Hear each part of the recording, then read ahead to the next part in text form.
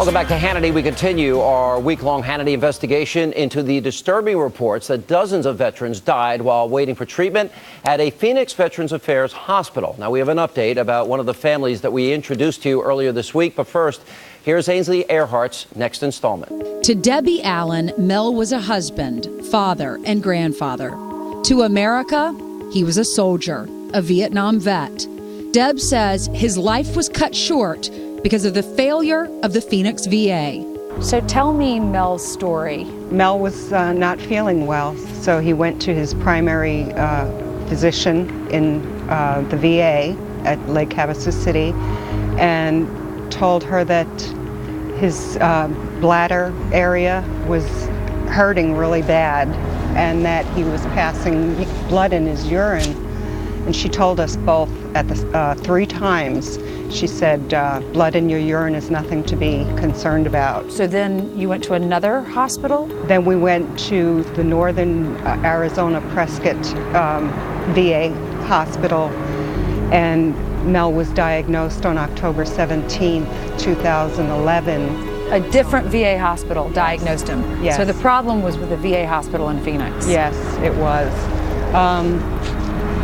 Then we realized that he had the bladder cancer, but we decided we'd go to the Mayo Clinic and see whether or not the VA would outsource his operation.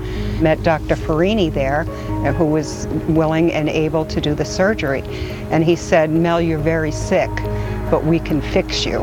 It took the VA in Phoenix 7 months to approve that outsourcing for him to go and get that surgery. So after 7 months, he goes to the Mayo Clinic Yes. to have the surgery, and was it too late? Yes, it was. Dr. Farini opened him up and said, I'm sorry, but the cancer has spread to the lymph nodes already.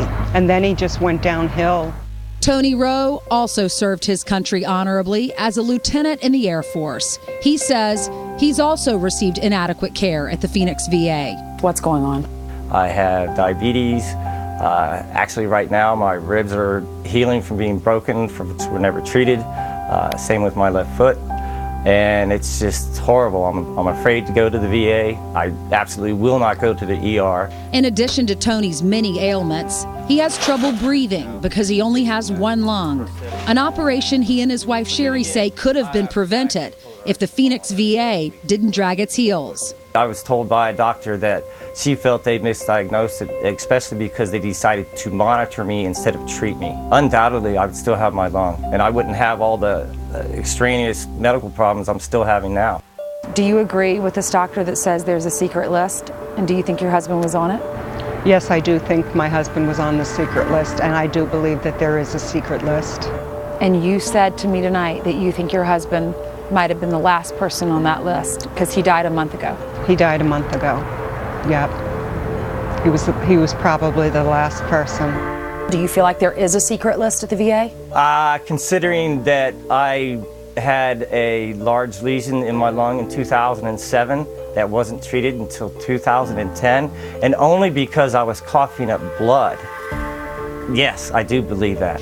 His wife has been by his side every step of the way and is concerned not only for Tony, but for all American veterans. He served his country, and it really upsets me when they just don't care about these veterans. It's sad. It's really sad. I had a nurse practitioner look me in my face while I was sitting on an exam, and with her left hand she flipped my hair, and she told me that I looked like the wild man of Borneo.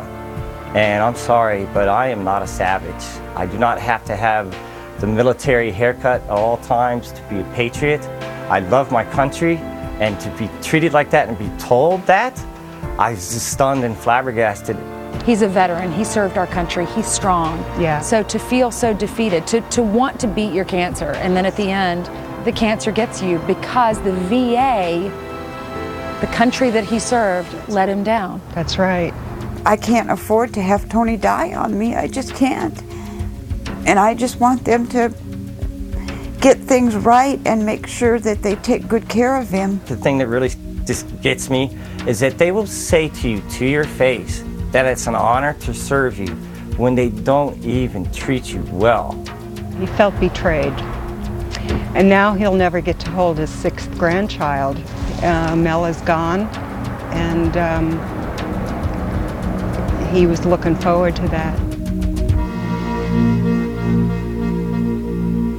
Now, earlier this week, Ainsley told us about Joe Darling and her husband, Dan, and he was a Vietnam War vet who broke his back in December. And Joe explained how the window was closing for her husband's back to get fixed and that she couldn't get an appointment with the VA. We have some good news to report tonight.